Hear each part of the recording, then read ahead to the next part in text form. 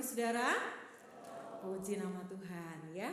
Bersyukur hari ini Tuhan memberikan kita kekuatan, sukacita, dan kesehatan. Walaupun mungkin juga dalam keadaan yang kurang sehat, tapi Bapak Ibu sudah tetap hadir untuk beribadah dan menyembah Tuhan. Pada pagi hari ini kita akan bersama-sama merenungkan firman Tuhan. Ya, kita akan merenungkan firman Tuhan dengan satu tema, hidup sebagai terang dunia ya. Dalam beberapa hari ini temanya tentang apa Bapak Ibu Saudara? Terang ya. Tanggal 24 Desember, masih ingat temanya apa Bapak Ibu Saudara? Terang Kristus datang, hidup berpengharapan. Tanggal 25 apa Bapak Ibu Saudara? Bangkitlah menjadi teranglah. Hari ini hidup sebagai terang di dunia. Sekali lagi Tuhan mengingatkan siapa kita. Sekali lagi Tuhan meneguhkan identitas kita. Apa identitas kita Bapak Ibu? Apa identitas kita? Dari tema ini apa Bapak Ibu? Terang. Identitas saya dan Bapak Ibu Saudara adalah terang. Baik, kita akan mendasari perenungan kita pada pagi hari ini dengan firman Tuhan. Kita akan baca bersama-sama. Bapak Ibu Saudara boleh membaca di Alkitabnya masing-masing atau di gadgetnya Bapak Ibu Saudara, atau mungkin ada Alkitab di hadapan Bapak Ibu Saudara, boleh Bapak Ibu Saudara buka. Kita akan membaca bersama-sama dari Injil Matius pasal yang ke-5 ayat yang ke-14 sampai dengan ayat yang ke-16. Injil Matius pasal yang ke-5 ayat yang ke-14 sampai 16. Oke? Jika di layar depan masih belum bisa, tidak apa-apa, Bapak Ibu Saudara belum lihat Alkitabnya masing-masing, atau Bapak Ibu Saudara bisa di depan Bapak Ibu Saudara mungkin ada Alkitab, boleh Bapak Ibu Saudara buka ya. Sudah menemukan Bapak Ibu Saudara? Oke, kita akan baca sama-sama ya. Injil Matius pasal yang ke-5 ayatnya yang ke-14 sampai dengan ayatnya yang ke-16.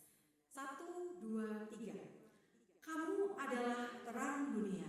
Kota yang terletak di atas gunung tidak mungkin tersembunyi. Lagi pula orang tidak menyalakan pelita lalu meletakkannya di bawah gantang, melainkan di atas kaki dian, sehingga menerangi semua orang di dalam rumah itu.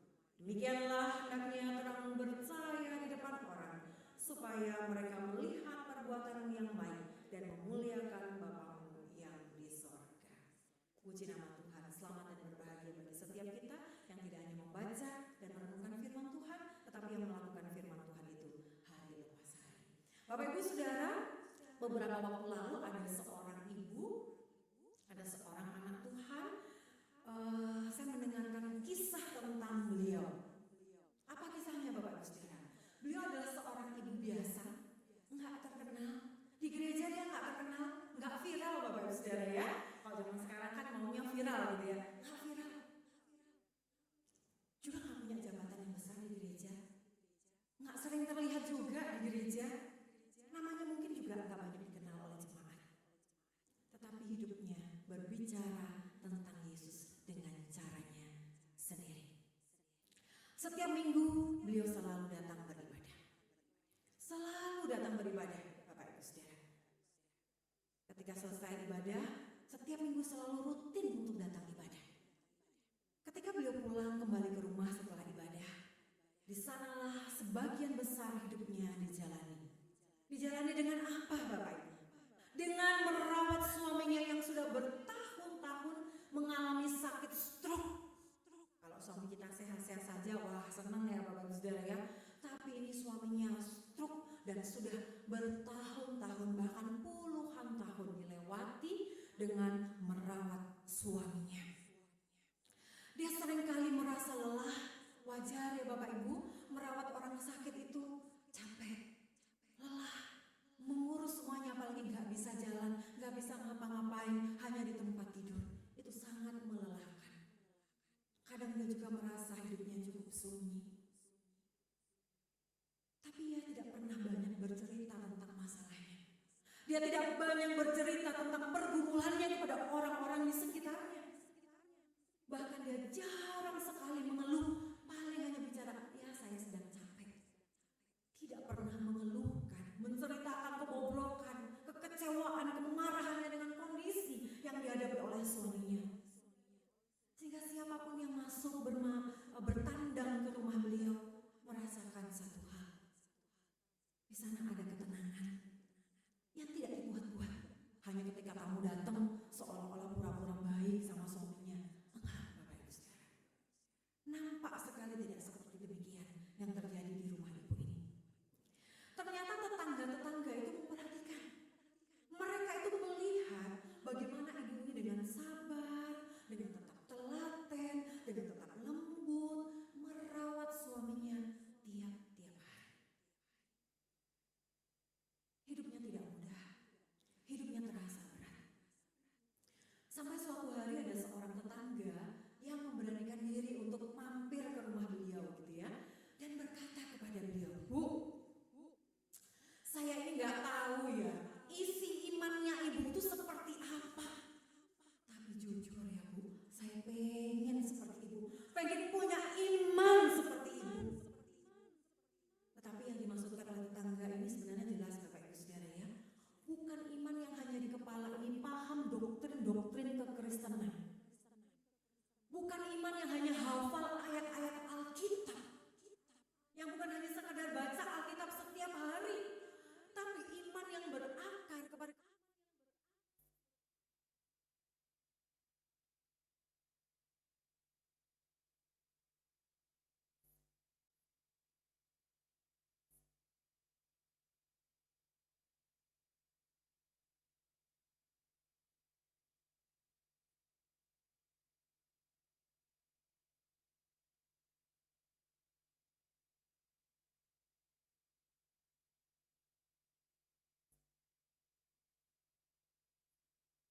umatnya sampai selama-lamanya. Itu tidak hanya didengarkan ketika dan diimani ketika ia mendengar dalam ibadah, dalam fotum dan salam yang disampaikan oleh hamba Tuhan. Tapi itu ia bawa dalam hidupnya, ia imani bahwa Allah itu setia memelihara umatnya hari demi hari. Yang diwujud nyatakan dengan bagaimana ia telaten, tekun dan sabar merawat suaminya meskipun itu sangat berat. Bapak Ibu, di rumahnya tidak ada mikrofon, tidak ada mimbar, tidak ada sorotan kamera seperti sekarang mungkin menyorot saya pada saat pagi hari ini. Namun terang itu terlihat nyata oleh orang-orang yang ada di sekitarnya. Bukan karena ibu itu ingin dilihat bahwa ia baik, ia telaten mengurus suaminya. Melainkan karena iman kepada Kristus itu yang hidup di dalam dirinya. Ia setia memegang iman itu. Dan iman itu telah membentuk cara ia menjalani hidupnya yang tidak mudah. Sehingga layaklah ketika Yesus berkata kepada murid-muridnya, "Kamu adalah terang dunia." Itu disematkan kepada ibu ini. Kamu adalah terang dunia. Saat Yesus berkata kepada murid-muridnya, "Kamu adalah terang dunia." Yesus mengucapkan kalimat ini bukan sekedar sebagai satu pujian untuk murid-muridnya. Untuk membesarkan hati murid-muridnya, untuk mengagungkan murid-muridnya. Tetapi itu adalah satu penetapan identitas diri bagi murid-muridnya. Kamu adalah terang dunia. Konteks ini Bapak Ibu Saudara, Matius pasal 5 ayat 14 sampai dengan 16. Ini merupakan bagian dari kalimat yang Yesus ucapkan di dalam khotbah di bukit. Bapak Ibu Saudara, kalau mungkin melihat Alkitabnya, pasal 5 sampai 7 dalam Matius ini adalah khotbah di bukit. Ketika Yesus menyampaikan ini kepada orang-orang ini, yaitu murid-muridnya, siapa mereka? Mereka adalah orang-orang yang sudah dipanggil khusus oleh Yesus menjadi murid-muridnya. Ia dipanggil untuk meninggalkan segala sesuatu untuk mengikut Yesus. Dan mereka adalah orang-orang yang diajar untuk hidup sebagai umat kerajaan Allah. Artinya perintah ini bukan perintah supaya mereka diselamatkan. Bukan, mereka sudah dipilih secara khusus oleh Yesus. Tetapi ini adalah konsekuensi dari anugerah ketika Yesus memilih mereka menjadi muridnya. Karena kamu sudah aku pilih secara khusus menjadi muridku. Karena kamu sudah meninggalkan segala sesuatu. Karena kamu telah belajar untuk hidup sebagai umat kerajaan Allah. Maka kamu aku sebut terang dunia. Terang itu bukan syarat untuk masuk kerajaan Allah Bapak Ibu Saudara. Bukan saya dan Bapak Ibu Saudara terang dulu, artinya baik dulu, suci dulu, kudus dulu baru dipilih oleh Allah. Tetapi Bapak Ibu Saudara, selagi ketika kita masih berdosa, Yesus memilih murid-muridnya, demikian juga memilih saya dan saudara. Sehingga terang itu adalah bukan syarat untuk masuk ke dalam kerajaan Allah. Tetapi penanda, tanda bahwa kerajaan Allah itu sudah hadir dalam hidup seseorang. Terang itu penanda kalau hidup saya, hidup saudara itu adalah kehidupan yang di dalamnya terang kerajaan Allah itu sudah hadir. Sebab itu poin yang pertama saudara yang akan kita pelajari pada saat pagi hari ini. Ini ayat yang tadi kita baca ya Bapak Ibu Saudara. Terima kasih rekan-rekan yang sudah menolong saya. Yang pertama, kebenaran yang pertama yang kita mau belajar pagi hari ini. Terang itu adalah identitas yang dianugerahkan oleh Kristus. Apa Bapak Ibu Saudara? Terang itu adalah identitas yang dianugerahkan oleh Kristus. Bukan saya sendiri yang bisa memancarkan terang itu. Tapi itu adalah anugerah dari Kristus. Bukan prestasi saya sebagai manusia karena saya baik, karena hidup saya kudus, karena saya seorang hamba Tuhan, karena saya rajin membaca Alkitab, bukan. Tetapi itu adalah identitas yang dianugerahkan. Diberikan secara gratis dan cuma-cuma. Bahkan sekalipun kita tidak layak. Tuhan memberikan kepada kita sekalipun kita tidak layak untuk menerima anugerah itu. Yesus berkata, kamu adalah terang dunia. Yesus tidak berkata, ayo nak berusahalah jadi terang. Enggak. Yesus enggak berkata berusahalah jadi terang. Tetapi Yesus berkata, kamu adalah terang dunia. Ini menyatakan satu realitas rohani. Orang yang telah dipersatukan dengan Kristus telah menerima identitas baru. Mungkin saudara masih ingat dalam khotbah saya di tanggal 24. Bahwa terang itu efektif di dalam diri orang yang mengikut Yesus. Yang percaya kepada Yesus. Yang menerima Yesus sebagai Tuhan dan Juru Selamatnya. Nah Bapak Ibu Saudara, inilah realitas rohani orang yang sudah menerima Yesus sebagai Tuhan dan Juru Selamatnya. Yang mengikut Yesus, yang hidup dalam ketaatan kepada Dia. Yang dipersatukan dengan Kristus. Dia sudah menerima satu identitas baru, yaitu sebagai terang. Kristus berkata di dalam Yohanes 8 ayat 12, akulah terang dunia. Lalu dalam bagian ini ia berkata, kamu adalah terang dunia. Bukan karena terang itu berasal dari kita, tetapi karena terang Kristus itu memancar lewat hidup orang-orang yang sudah dilahirbarukan di dalam Kristus. Hanya orang-orang yang dilahirbarukan di dalam Kristus yang bisa memancarkan terang kerajaan Allah. Bapak Ibu Saudara, ini bukan sembarang perbuatan baik secara moral dunia. Terang itu bukan berbicara tentang moral baik secara pandangan atau berdasarkan standar dunia. Perkataan Yesus ini disampaikan di dalam khotbah di bukit. Sebuah khotbah yang menyatakan identitas murid Kristus sebagai anggota kerajaan Allah. Sangat penting diperhatikan saudara. Ayat 14-16 ini tidak berdiri sendiri. Tetapi ia berdiri serentetan dengan ucapan bahagia yang diucapkan oleh Yesus di dalam Matius pasal yang ke-5. Ayatnya yang pertama sampai dengan ayatnya yang ke-12. Di sana dikatakan demikian. Berbahagialah orang yang miskin di hadapan Allah.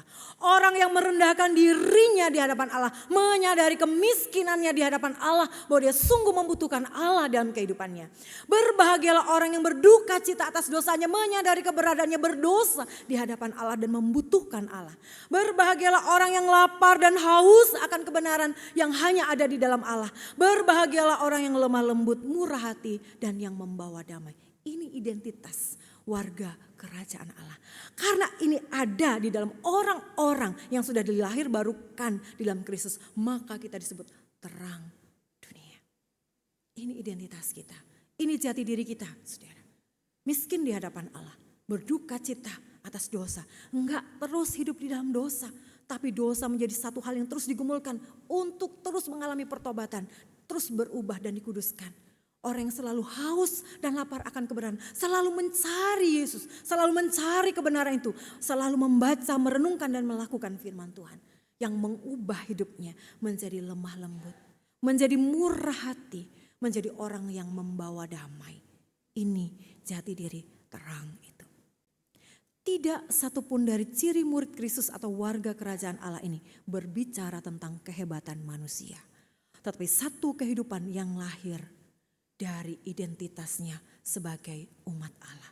Yang dibentuk oleh karena imannya kepada Kristus. Karena pengenalannya kepada Kristus. Karena relasinya dengan Kristus. Karena pengalaman hidupnya secara pribadi dengan Kristus. Bukan berbicara tentang baiknya saya, hebatnya saya, luar biasanya saya. Tidak ada satupun ciri murid Kristus atau warga kerajaan Allah yang berbicara tentang prestasi manusia.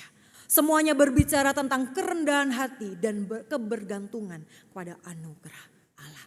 Dan kepada orang-orang seperti itu Yesus berkata, kamu adalah terang dunia. Dan Yesus melanjutkan, kota yang terletak di atas gunung tidak tersembunyi.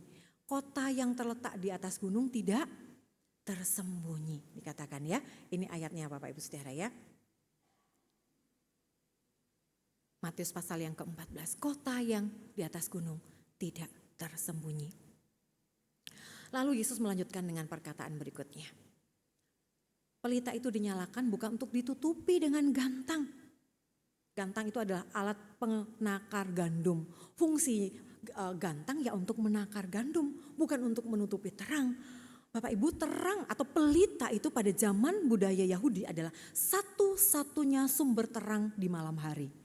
Jadi kalau terang itu ditutup berarti itu menyangkali tujuan dari terang itu. Ya rumahnya akan gelap. Menyangkali tujuan dari terang itu sendiri. Maknanya apa Bapak Saudara ketika Yesus berbicara bahwa pelita itu harusnya dinyalakan tidak ditutup dengan gantang. Hidup yang disentuh Kristus tidak mungkin sepenuhnya dapat disembunyikan. Seperti kota yang di atas gunung tidak bisa disembunyikan, bisa terlihat Saudara. Demikian juga terang hidup kita. Kalau identitas kita adalah terang, mengapa kita menutupi identitas itu? Saudara, ada seorang pria, ia berkata begini, orang rumah tahu bahwa saya yang dulunya ada seorang yang keras, seorang pemarah, sedikit-sedikit saya marah ketika istri atau anak-anak saya enggak sesuai dengan apa yang saya inginkan, saya pasti marah. Ada hal-hal yang terlempar gitu ya dari tangan saya. Tetapi orang rumah pada akhirnya tahu bahwa saya berubah. Bukan karena ketika saya memang saya rajin ke gereja. Tapi bukan ketika saya rajin ke gereja. Tetapi ketika saya berhenti berteriak-teriak ketika saya marah. Saya belajar memelankan suara saya. Saya belajar menenangkan diri saya. Ketika apa yang dilakukan oleh istri atau anak-anak saya itu menjengkelkan atau membuat saya marah. Saya berusaha untuk berkata dengan terang, dengan tenang. Memang saya belum sempurna, tetapi saya terus berupaya. Saudara, inilah terang yang nyata. Realitas hidup yang menunjukkan jati diri seorang yang terus diubahkan oleh Kristus. Dulu saya begini, tapi hari ini Kristus mengubahkan saya. Terang itu bukan pencitraan rohani supaya saya terlihat baik saya rajin ke gereja. Supaya saya terlihat baik saya mengikuti segala macam kegiatan rohani. Terang itu bukan pencitraan rohani. Bukan kesalehan palsu. Bukan performa pelayanan supaya dilihat manusia dan dipuji. Tetapi terang adalah buah anugerah keselamatan. Lewat perjumpaan kita dengan Kristus. Dalam relasi yang terus kita bangun dengan Kristus. Bukan karena prestasi kita. Saudara, inilah bedanya ketika kita memahami terang itu sebagai identitas. Bukan karena kita hebat, tetapi karena Kristus yang ada di dalam kita itu hebat. Sehingga ia mengubahkan hidup kita menjadi seperti yang ia mau. Berkarakter warga kerajaan Allah. Seperti yang dituliskan di dalam khotbah di bukit pasal 5 ayat 1 sampai dengan yang 12 tadi Bapak Ibu Saudara ya. Bukan karena kita lebih bersinar dari orang-orang lain. Bukan karena kita lebih baik, lebih dinilai rohani. Bukan karena saya dinilai lebih baik, lebih rohani daripada yang lain. Bukan Bapak Ibu Saudara. Tetapi karena Kristus bersinar melalui kita. Orang-orang yang ada di sekitar kita melihat sungguh kebaikan Kristus itu nyata. Pertanyaannya buat kita, sudahkah saya dan saudara menyadari terang itu sudah diberikan dan menjadi identitas kita? Sudahkah saya dan saudara menyadari bahwa identitas kita adalah apa Bapak Ibu Saudara? Terang. Dan bagaimana saya dan Bapak Ibu Saudara mewujud nyatakan, memancarkan terang itu lewat setiap hal dalam hidup kita setiap hari. Entahkah ketika kita di rumah, ketika di gereja, di tempat kerja, atau ketika di jalan, ketika kita bertemu dengan orang-orang yang kita jumpai di jalan. Mari terus membangun relasi dengan Kristus, sebab terang adalah identitas yang diberikan Kristus. Tanpa relasi dengan Kristus, terang itu akan meredup. Bukan kita akan kehilangan iman kita ya saudara ya, tapi terang itu akan meredup. Orang-orang di sekitar kita nggak akan merasakan dampak dari hidup kita yang sudah diselamatkan oleh Kristus. Loh, katanya Kristen kok masih curang jualannya, timbangannya nggak seimbang. Loh, katanya Kristen, tapi kok ibadahnya jarang ya. Tiap minggu perginya wisata terus. Katanya sudah Kristen. Kok gaji karyawannya masih belum UMR? Ibu saudara, kiranya terang Kristus itu nyata sebagai identitas yang kita hidupi setiap hari. Poin yang kedua saudara, terang itu adalah anugerah Kristus bagi setiap kita. Dan yang kedua, terang itu bertujuan mengarahkan manusia kepada kemuliaan Allah. Terang itu saudara bertujuan untuk mengarahkan manusia kepada kemuliaan Allah. Kalau di poin yang pertama tadi Bapak Ibu Saudara, terang adalah identitas yang dianugerahkan oleh Kristus kepada kita. Poin yang kedua, terang itu bertujuan mengarahkan manusia kepada kemuliaan Allah. Segala kemuliaan itu harus kembali kepada Allah. Yesus berkata demikian, hendaklah terangmu bercahaya di depan orang. Bukan bercahaya di mana saudara? Bukan bercahaya di gereja saja. Hendaklah terangmu bercahaya di depan orang. Yesus tidak berkata hendaklah terangmu itu bercahaya di dalam bait Allah, di dalam gereja, tidak. Tetapi di depan orang, artinya di hadapan semua orang dimanapun, kapanpun. Tujuannya jelas. Yesus juga berkata supaya mereka melihat perbuatanmu yang baik dan memuliakan Bapamu yang di sorga. Ini batas teologis yang jelas bagi setiap kita. Terang Kristen bukan untuk membangun reputasi diri supaya orang memuji kita. Jika kita berhenti pada diri kita, berhenti pada supaya orang memuji kita, maka itu tidak sampai pada tujuan Allah. Maka terang itu kehilangan arah. Arah hidup kita yang sudah mewujud nyatakan terang di tengah-tengah dunia ini untuk memuliakan Allah, untuk maksud mulia Allah, supaya mendorong orang-orang yang sudah mengenal iman kita itu datang kepada Allah, memuji Allah dan memuliakan Allah. Sebab tujuan akhir hidup orang percaya adalah soli Deo gloria. Segala kemuliaan itu hanya dikembalikan kepada Allah. Izinkan saya bercerita tentang seorang karyawan Kristen Bapak Ibu Saudara. Ada seorang anak Tuhan, seorang karyawan di sebuah perusahaan, dia seorang yang Kristen. Dia bukan pimpinan saudara, bukan seorang pimpinan dari perusahaan itu. Dia juga bukan orang yang sering tampil di depan. Ia hanyalah seorang pegawai biasa, sekali saya katakan seorang pegawai biasa sama seperti kebanyakan dari kita mungkin bekerja di kantor, di pabrik, di toko atau bahkan juga di rumah gitu ya. Dia seorang yang biasa saja. Dalam pekerjaannya ia menjalankan tugasnya dengan penuh integritas. Dia selalu datang tepat waktu, dia selalu mengerjakan pekerjaannya dengan teliti dan tidak pernah mengambil keuntungan yang bukan haknya. Dia orang yang jujur. Tapi suatu hari ia difitnah oleh seorang rekan kerjanya karena ia iri melihat dia itu kok luar biasa bekerjanya. Ya. Akhirnya prasangka itu, fitnah itu membuat suasana pekerjaan itu menjadi tegang dan menjadi tidak nyaman. Namun apa yang dilakukan oleh karyawan Kristen ini? Dia gak bales loh Bapak Ibu Saudara ya. Dia bukan berteriak-teriak berusaha untuk mengatakan pada semua orang, bukan aku gitu ya. Bukan aku yang melakukan itu, aku gak melakukan itu. Dia gak mencari pembenaran. Bahkan dia tidak berusaha untuk mempermalukan orang yang sudah memfitnahnya. Biasanya kalau kita difitnah apa yang kita lakukan? Berusaha untuk cari pembenaran diri. Bahkan cari pembelaan, cerita ke sana kemari supaya orang itu membela kita. Itu tidak sama sekali dia lakukan. Dia tidak berusaha untuk mencari pembelaan dengan cerita ke sana kemari tentang hal yang benar. Dia hanya berdiam dan tetap bersikap seperti biasa. Dia tetap bekerja dengan berintegritas. Sewajarnya dia bekerja. Dan dia lebih memilih untuk mengampuni orang yang sudah memfitnahnya. Orang yang sudah menuduh dia melakukan hal yang tidak benar. Kenapa saudara? Karena ia yakin dan percaya bahwa Yesus sudah lebih dahulu mengampuni dia. Ini bukan hanya sekedar iman yang teori saudara. Tapi benar-benar ia melakukan itu. Dia bukan hanya tahu bahwa Yesus sudah mengampuni aku, maka aku harus mengampuni. Itu benar-benar diwujud nyatakan dengan mengampuni orang yang sudah memfitnahnya. Dan waktu berlalu saudara, sampai pada satu ketika orang yang memfitnah itu mendatangi si bapak karyawan Kristen tadi ini ya. Lalu ia berkata, aku lo gak ngerti, kamu kok bisa ya seperti itu. Masih bisa tetap tenang, tetap baik sama aku, bahkan saat aku memfitnah kamu. Lalu dengan sederhana ia menjawab, sambil merangkul ya temannya yang memfitnah tadi. Dia berkata, udah gak apa-apa. Kamu tahu, aku sebenarnya gak mampu melewati itu. Kalau aku mampu, bisa tetap bersikap baik dan mengampuni kamu. Tuhan yang memampukan aku hari lepas hari. Saudara, itulah terang yang Kristus maksudkan. Bukan sekedar berkata tentang aku ini orang Kristen, bukan sekedar berdiri di belakang mimbar seperti saya mungkin.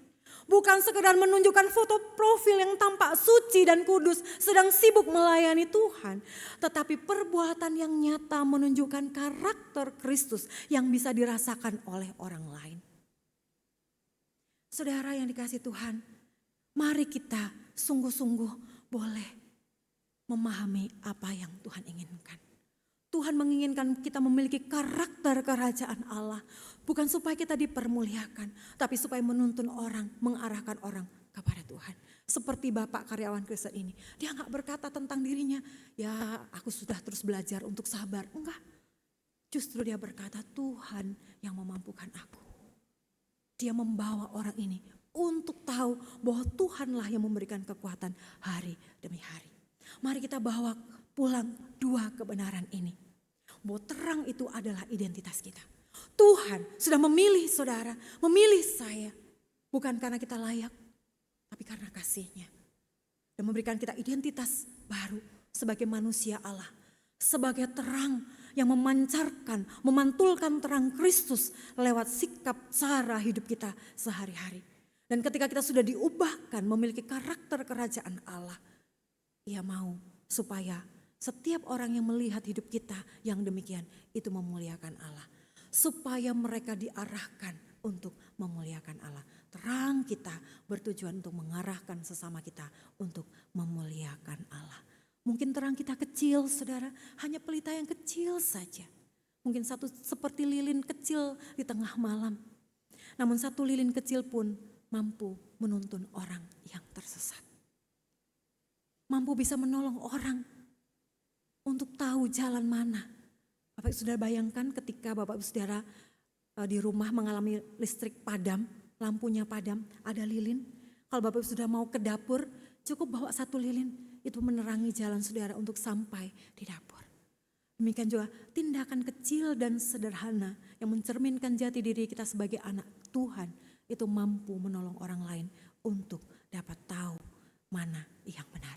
Demikianlah hendaknya terangmu bercahaya di depan orang, supaya mereka melihat perbuatanmu yang baik dan memuliakan Bapamu yang di sorga. Saya ingin mengajak kita untuk membaca bersama-sama Matius pasal yang kelima ayat yang ke-16.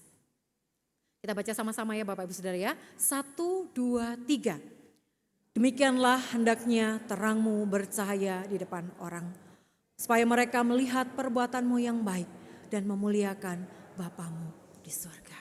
Bawalah kebenaran ini Bapak Ibu Saudara ke dalam rumah tangga saudara. Dalam sikap kepada suami, kepada istri, kepada anak-anak, kepada mertua, kepada menantu, kepada karyawan di toko, karyawan di tempat Bapak Ibu Saudara bekerja, atau pada setiap orang yang Bapak Ibu Saudara jumpai. Tuhan sungguh-sungguh mengingatkan saya dan saudara dalam beberapa waktu ini di momen Natal ini berbicara tentang terang. Saya percaya ini bukan kebetulan saudara. Saat ini bukan di antara orang Kristen gak paham tentang firman Tuhan ini. Hampir semua kita paham, hampir semua orang paham bahwa dia dipanggil untuk menjadi terang di dunia ini.